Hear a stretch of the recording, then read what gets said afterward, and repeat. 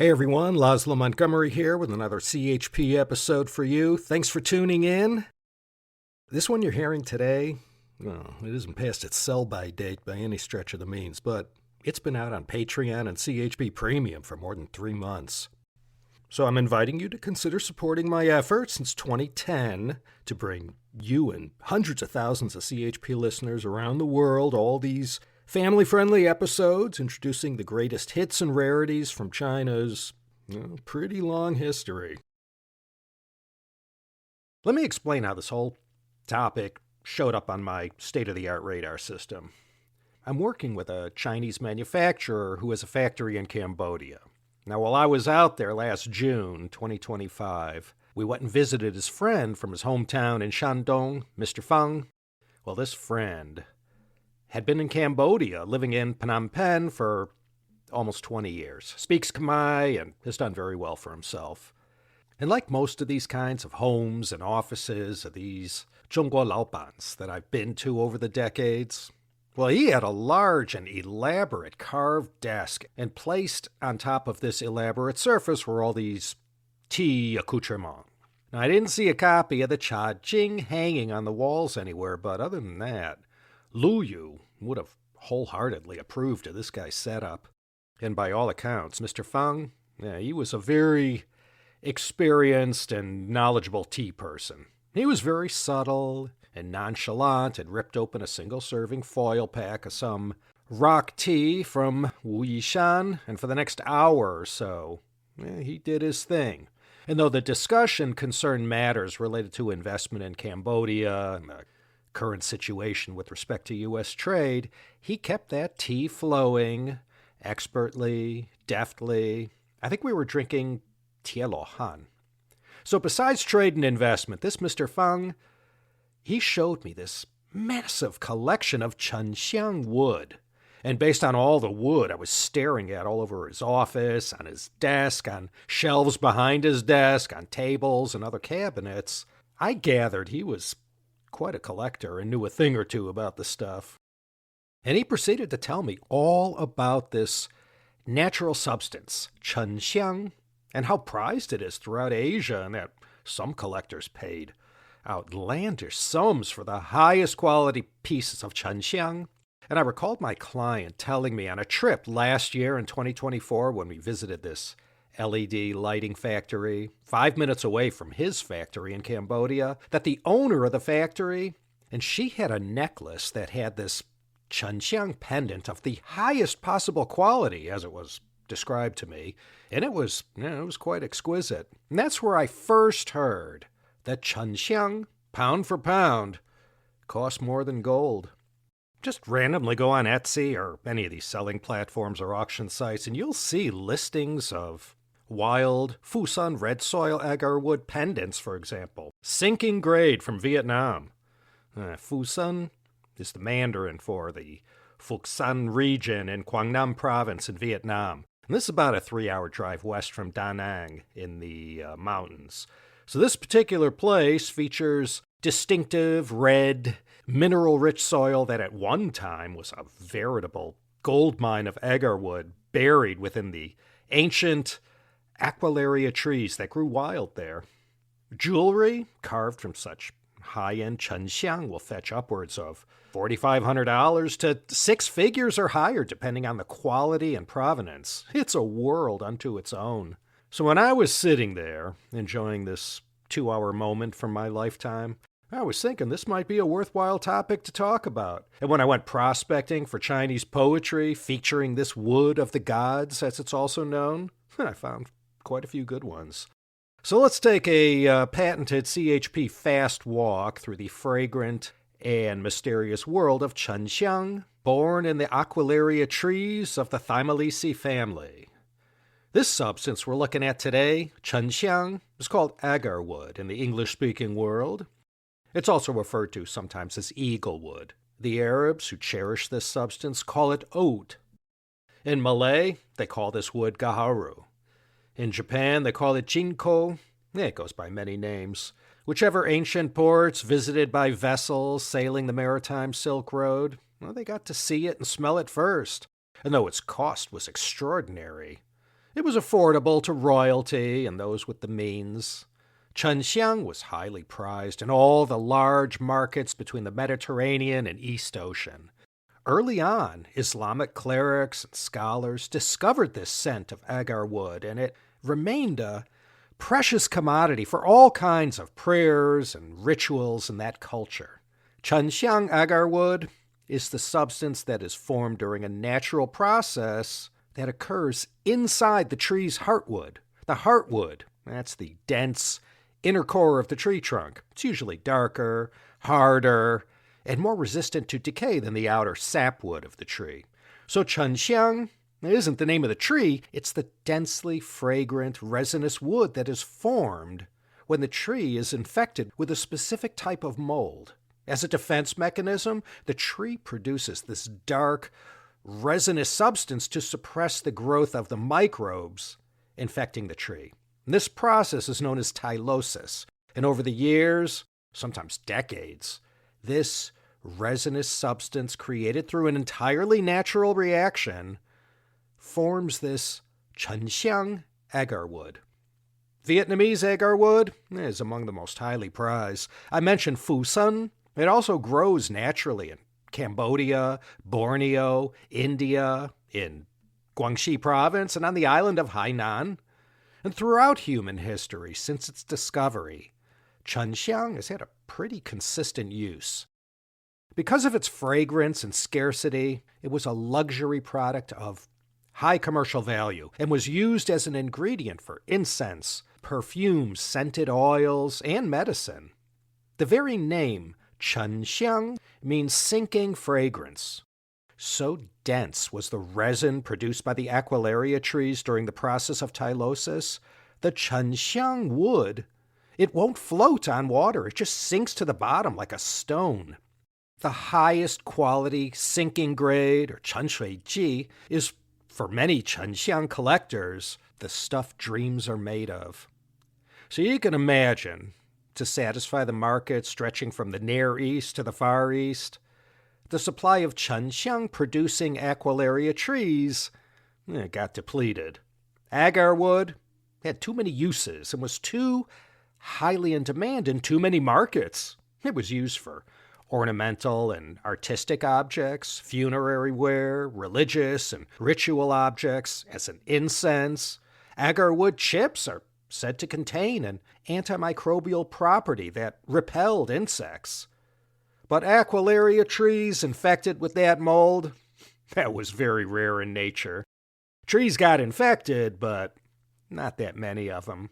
But when the people of those forests found the infected trees, deep in the heartwood was a kind of wood inside a tree that was richly dark in color. And over the centuries, over great distances, people have described its fragrance as woody and resinous, sweet, earthy, musky, spicy with herbal notes, cooling and warming all at once.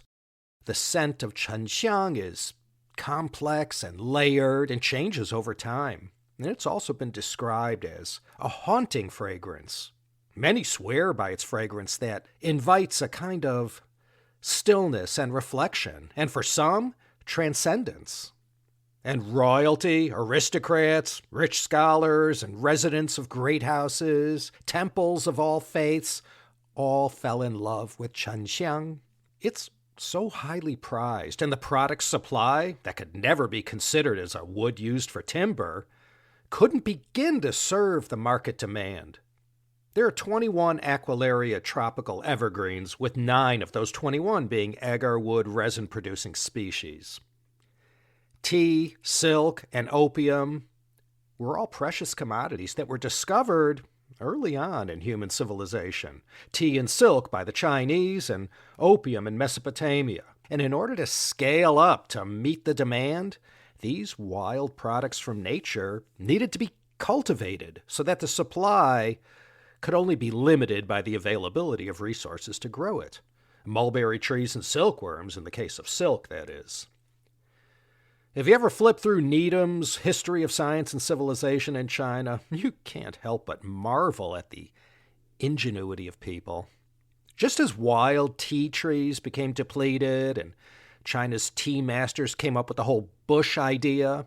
A kind of development happened with Chenxiang, like it is with mature pu'er tea.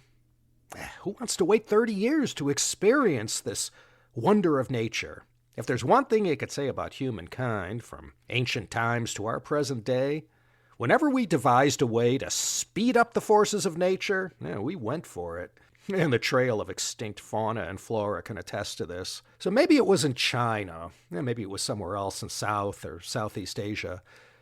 People discovered that if you wound the Aquilaria tree through several tried and true mechanical ways, you can cause the tree to produce Chenxiang deep in its heartwood. It was like the Wǒdui process discovered in the 1970s in Yunnan that amped up the aging process of pu'er tea. How you wounded the Aquilaria tree and other natural factors impacted the quality and quantity of the Chenxiang produced.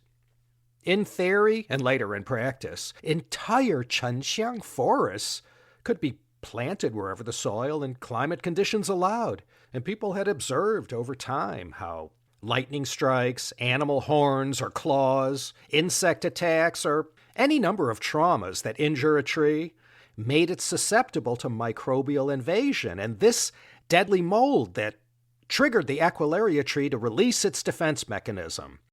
Mechanical injuries are the most common method to cultivate Chenxiang agarwood.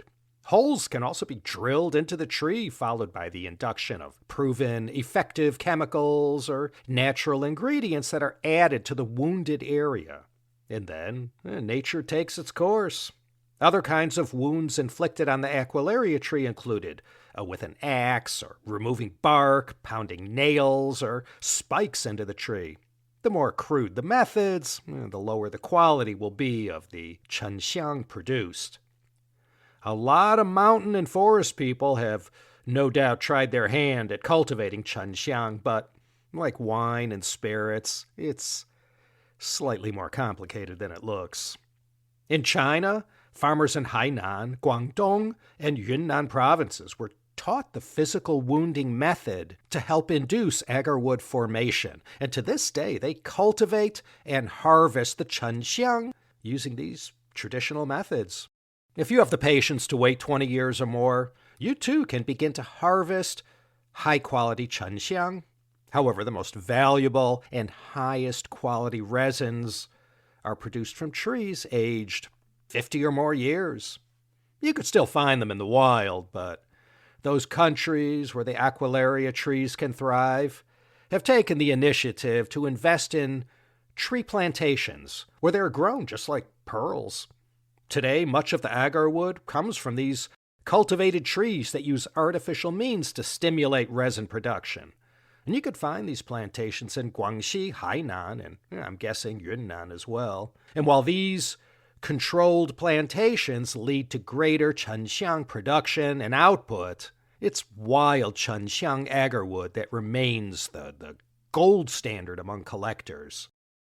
And like any natural product of value, from rare earths to petroleum or gold, there are experts who determine market prices and the benchmarks for quality.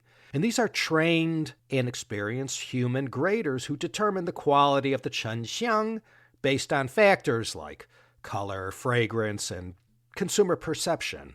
They know how to grade the resin quality. Cultivated agarwood derived from artificially inoculated trees can run as high as $10,000 per kilo, or much more. But the good stuff, the high-grade wild agarwood from an old tree, that could run as high as $50,000 a kilo. Wild sinking grade, that can cost as high as $300,000 per kilo, and even higher. The extremely rare wild Qinan Chenxiang, the holy grail of collectors, can run as high as $800,000 per kilo. $800 a gram, $22,680 per ounce. Spot gold, just now, is going for about $3,344 an ounce. So the tip-top grade Chenxiang wood, it's out of reach to most people. Agarwood oil, derived from Chenxiang runs as little as $500 per kilo for commercial-grade blended oils, but the best will run about as much as the wild Qīnān wood, around 30,000 to 40,000 per kilo. And a single kilo of wild agarwood can fetch 10,000 to 100,000, depending on the grade. The highest grades, the wild Qīnān wood, are almost priceless. They're in museums and private collections where they might be used for investment or perhaps elite incense ceremonies. High-end perfumers will also seek out agarwood oil of the highest possible quality. It always was and remains to this day a luxury product. Chenxiang agarwood was first brought to China from Southeast Asia via the Maritime Silk Road. So the agarwood market is not just a business. It's always been a status symbol, and like these Chenxiang beads that are worn on one's wrist, they're also a spiritual object, all wrapped up into one. Because of overharvesting, many species of Aquilaria are now protected under the Convention of International Trade in Endangered Species. Now, while this has made some headway in protecting these trees, because demand grows each year, illegal logging and poaching are still rife. Perhaps this is due to the outlandish prices some people are willing to pay. Chenxiang ranks first among the Zhongguo Sida Mingxiang, the four great fragrances of China. These were Chen, Tan, Long, and She. Chenxiang, sandalwood, dragon, and musk. Dragon means Long Nao Xiang. This means dragon brain incense, but this is really a classical or poetic name for Borneo, a white crystalline substance with a minty, camphor-like aroma. Some references listed the fourth fragrance as camphor, and the four fragrances have also been named as agarwood, sandalwood, clove, and musk. From the earliest times, Chenxiang was a substrate that China's artisans carved into intricate objects such as beads, pendants, brush holders, figurines, and all kinds of wood carvings. And like it is with purple clay zisha teapots, jade, snuff bottles, and antique porcelain, collecting Chenxiang objets d'art has been a passion of collectors and connoisseurs going back to at least the Tang Dynasty. During the salad days of the Tang and Song dynasties, Chenxiang was a noted luxury item, reserved for the imperial court and those elites of society who could afford it. But some ancient texts suggest it may have been around since the Han via early Nanyang South Seas trade. During the Qing, the Qianlong Emperor was one of the great connoisseurs of the fine things in life, and he was particularly fond of Chenxiang and was said to have commissioned elaborate carvings and sculptures, and he collected agarwood prayer beads and burned Chenxiang incense in his meditation chamber and ordered special grades for court ceremonies. The Tang imperial court received it as tribute from the kingdom of Champa. So popular was this wood of the gods that Buddhist temples couldn't be without it, and aristocratic homes and scholars' studies had to have it. The Tang imperial palace and every royal palace afterwards couldn't do without a supply of Chenxiang. During the Tang, but even more so during the Song dynasty, the scholar official class embraced Chenxiang as part of their refined lifestyle. Poets like Su Shi wrote about Chenxiang. Incense burners made of silver and porcelain were designed to highlight its scent. In this period, Chenxiang became more than a fragrance. It became a whole aesthetic experience, like drinking gongfu tea. Besides its use in carving ornamental objects, Chenxiang wood chips or carved ornaments were sometimes placed in homes and offices to give the air a pleasing scent and attract positive energy and enhance one's abilities to focus. Some even believe the natural properties of Chenxiang aid in balancing the feng shui in certain spaces. In Chinese culture, Chenxiang is often associated with royalty, with Buddhist monks or wise elders or scholars, and it reinforced its image as a symbol of wisdom and nobility. It's been revered for over 2,000 years, and its calming aroma when burned has been prized in spiritual rituals, traditional medicine, imperial court life, poetry, and now in this global luxury market that's grown around Chenxiang. In ancient China, the burning of Chenxiang was said to purify the heart and empty the mind. There's a couple halfway decent chengyu, Chinese idioms that employ this wood. 一两沉香, 一两金, 更有沉香, 值寸心. An ounce of agarwood equals an ounce of gold. Rarer still is the heart that cherishes it. This chengyu exudes its own scent of the duality of both the monetary and emotional value of Chenxiang. Another idiom goes, 焚香听雨,可思可述. Burn agarwood and listen to the rain. Thoughts arise and stories unfold. The mysterious and ethereal scent of agarwood is often used to express the meditative and reflective uses of Chenxiang incense. In Chinese literature, both poetry and long-form novels, Chenxiang is often used to evoke various moods and settings. It was a symbol for elegance, subtlety, pleasure, longing, serenity, focus, and the merging of human life with nature and art. The great 8th century Tang poet Du Fu wrote, 山租书海贝,世伯见价难. A single piece of Qinan agarwood surpasses the value of even the ship of a city. Inspired by the scent of Chenxiang, the late Tang poet Li Shangyin wrote in the 9th century a poem called 水宫守岁, New Year's Eve in the Sui Palace. 丞相甲间为听了, 玉叶琼书作寿杯. Agarwood and saffron burn in the courtyard lights. Jade dew and celestial wine fill longevity cups. Li Shangyin and other poets would often use agarwood to evoke a dreamy, otherworldly, and ghostly setting.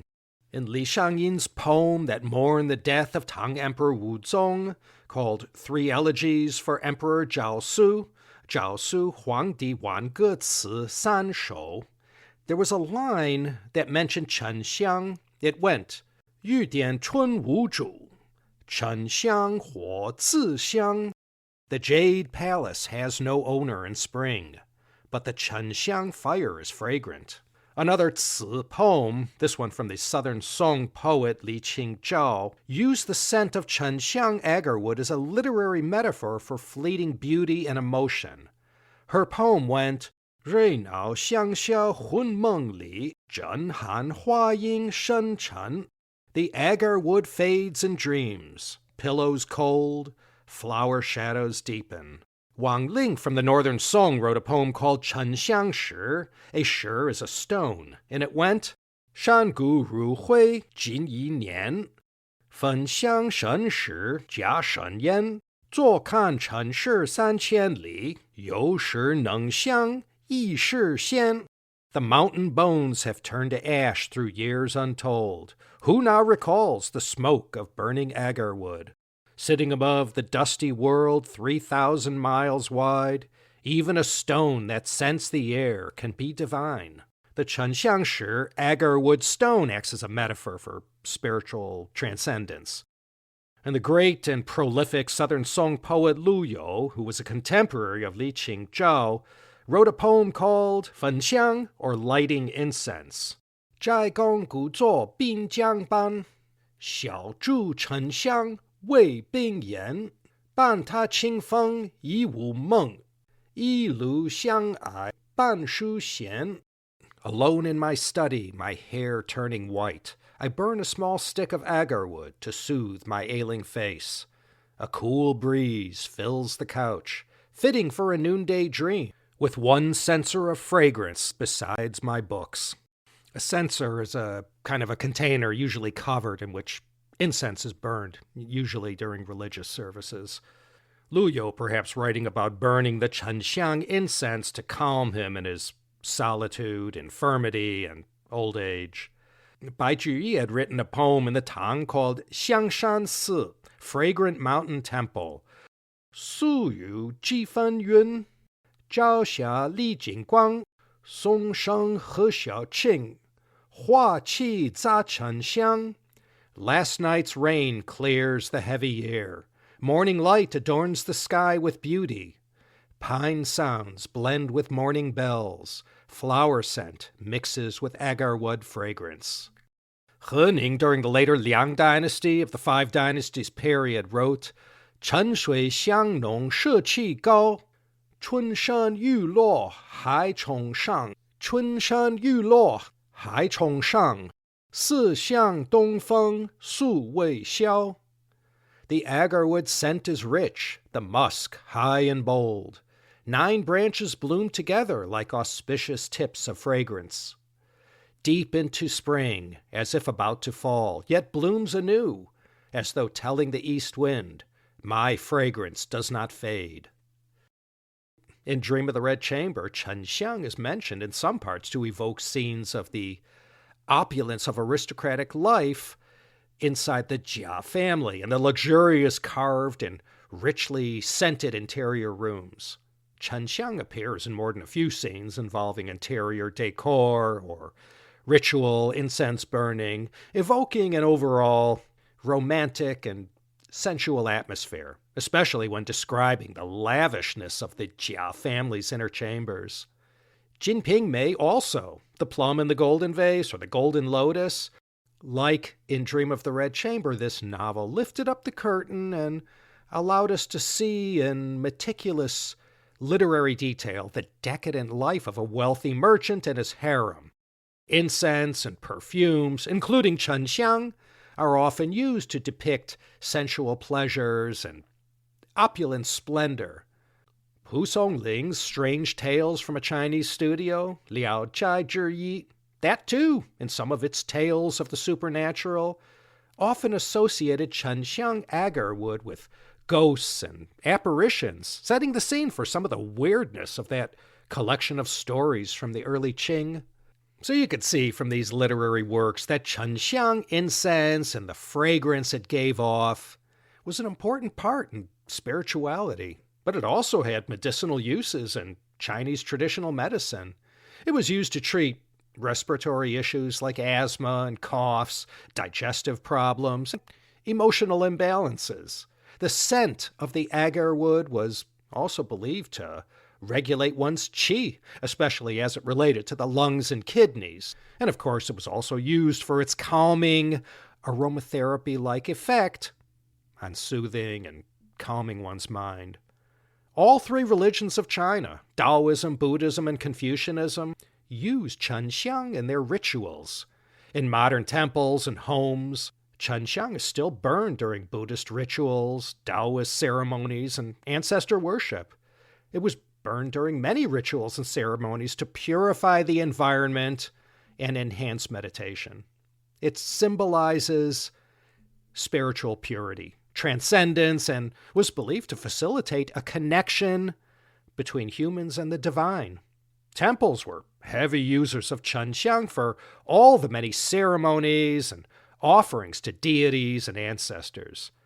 The great Ming Dynasty polymath and physician Li Shizhen mentions Chenxiang and its medicinal properties in his Bencao Gangmu, Compendium of Materia Medica. And it still gets prescribed by TCM doctors for its calming effects that treat anxiety and insomnia by harmonizing the body's energies.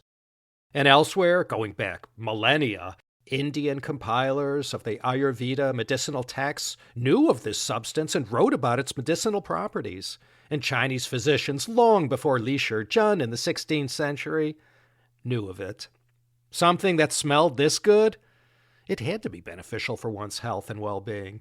And as I said, Chenxiang holds a sacred place in Buddhism, Taoism, and even Confucian rites. It's often burned in temples to purify spaces and aid in meditation. In Taoist alchemy, the aroma was said to assist in achieving spiritual transcendence. Buddhist monks would carry small pieces of agarwood during pilgrimages or use it in rituals to cleanse the spaces and inspire a sense of otherworldliness. So Chenxiang is more than a fragrance. In China, at least, the exotic scent of agarwood from early history onwards served the high and mighty as a bridge between the material and the spiritual, the ancient and the modern. Some say agarwood is a scent that inspires memories of Buddhist temples, the solitude of a scholar's library, and the rituals of emperors in the imperial court. It reminds us that beauty can be born of natural decay. That's one thing that made Chenxiang such a prized substance in China and elsewhere. Something so prized and magnificent, yet it was born from disease, injury, and a decades-long physical transformation. Today, Chenxiang still enriches our lives. We see it in incense-burning rituals and luxury boutiques, for sale online at eye-watering prices, in modern medicine, and in the passions of collectors who still chase its ghostly fragrance and spiritual significance. And this ancient substance, cherished and coveted since the Han Dynasty more than 2,000 years ago, today is one of the most valuable natural materials on the surface of the planet that one could buy.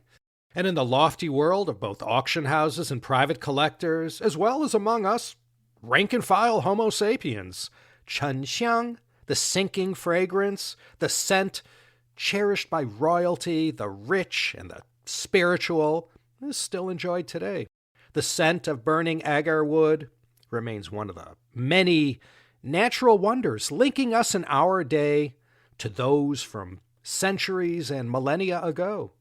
And for those like that Cambodian LED factory Laopanyang and her Chenxiang pendant that I was told was ridiculously expensive, this special wood, Chenxiang, has and still is worn as an adornment to one's person and is also seen as a symbol of sophistication, heritage, national pride, and for those in the know, conspicuous consumption. And while we're on the subject of conspicuous consumption and dendrology, let me close things off with a quick mention about a few more trees beloved for their wood that, throughout Chinese history and still in our day, were always considered rare, precious, and to the detriment of the species, too highly in demand for their own good. So you can be sure the Qianlong Emperor had to have it. First, there's Xiǎoyè Zǐtán. Zǐtán means sandalwood, but Xiǎoyè Zǐtán, known in the biz as red sandalwood, is extremely precious. Since at least the Ming Dynasty, 1400s, it's been prized as a wood used to craft high-end furniture pieces. Red sandalwood, Xiǎoyè Zǐtán trees, grow indigenously only in southeast India, on the Bay of Bengal side. Of all the species of non-aromatic sandalwood, and there are 30 of them, this one's the rarest. Before these red sandalwood, Xiǎoyè Zǐtán trees are ripe and ready to be cut down, when their heartwood has turned that reddish-purple color, you have to wait as much as 100 years. A lot of these rare trees were used exclusively by the imperial court or to the highest officials in the capital. And if you study the market, back in the Yuan, Ming, and Qing dynasties, and still today, the greatest demand for red sandalwood was and remains in China. The price of these rare and precious woods are nowhere near the price of Chenxiang, but they're by no means anything you'd find at Home Depot or Lowe's. So next time you're at the Forbidden City, look around the Hall of Supreme Harmony. It's all over the place, even used to craft the Dragon Throne. Another one is Hǎinán Huánghuālí. Even though the name translates to yellow flower pear, it more commonly goes by the name Chinese rosewood. As you might surmise, this tree grows on the island of Hainan. Like with red sandalwood, Xiǎoyè Zǐtán, the wood from the Huánghuālí tree has long been prized in China for home or palace furnishings and, of course, classical furniture. Not surprising, Huánghuālí trees were over-harvested during the Qing, and the island of Hainan in those pre-conservation times was nearly denuded of traces of these Huánghuālí trees. But they also grew in parts of Fujian and Guangdong. A lot of furniture that graced the Forbidden City and other palaces enjoyed by royals and aristocrats was made from this Huánghuālí Chinese rosewood. Because of what collectors are willing to pay for authentic Huánghuālí pieces, this might be the most expensive of all these precious woods. And just like gongcha were the highest grade tea leaves that were sent as tribute to the emperor, the same went with these rare trees. This gongmu, or tribute wood, I guess you could call it, was sent from the south to the north to be converted into furniture and other. Along with Xiǎoyè Zǐtán, Huánghuālí was the third of what came to be known as the Laosanyang, or three kinds of trees. The third most highly prized of all these precious trees and their heartwoods was the Lǎowō Dàhóng Suānzhī. Lǎowō means Laos, the country, and Dàhóng means big red, and Suānzhī is a general term for a rosewood tree. So as the name suggests, this tree grew in Laos, but they also grew in forests in other parts of Southeast Asia. Quality and price differed as the wood from some countries was more prized than others for various aesthetic reasons. I've also read that chicken wing wood, or chicken wood, was the third of the Laosanyang, the three most prestigious hardwoods prized for imperial and literati furniture making. In Chinese, it was called Jīchìmù because when you polished that wood grain, it revealed an almost feathery appearance, hence the Jīchì, or chicken wing, appellation. I've heard it also referred to as Jīmu, or chicken wood. There was a time when this chicken wood was all over Southeast Asia, but you can guess what happened. Today, the only trees of this species can be bought from African sources. And because China's own sources of precious woods, like Hainan Xiǎoyè Zǐtán, have been all but depleted, these imports from Southeast Asia, primarily Laos, Myanmar, Vietnam, and Cambodia, are next in line to have their species of historically prized trees depleted. And like it is in Africa and elsewhere, trying to protect these rare natural species from extinction is an ongoing battle. But with the prices for these trees being what they are, and in the case of Chenxiang too, people will continue to risk their lives to locate them, cut them down, and sell them to the highest bidding collectors in the modern rosewood and high-end craft furniture business. You've probably already heard about the columns and beams inside the palaces of the Forbidden City made from a single Nánmù tree log. Nánmù is a kind of general term for these great trees of the Phoebe genus. Jīnsī Nánmù in particular was the most prized because of its very special wood grain. When cut and sanded to a glossy finish, this wood seemed to shimmer and have a kind of iridescence to it. The wood grain appears to contain these jīnsī, or golden threads. The wood also had a nice fragrance of camphor and sandalwood that kept the bugs out, and its yellow-gold color was strongly admired by a culture that held it up as one of the symbols of imperial power and authority. And this wood has been mentioned in ancient texts going back to the Han Dynasty, so it's been around for a long while. More than a few emperors arranged for their coffins to be made from this wood. The ever-shrinking number of Jīnsī Nánmù tree species and their variants are indigenous to the mountains and forests of Sichuan, Yunnan, Guangxi, Guizhou, and parts of Southeast Asia. So, while I was on the subject of Chenxiang and the great tree that yields this wonder of nature, I thought I might also mention the Laosanyang of precious and historic trees from Chinese history.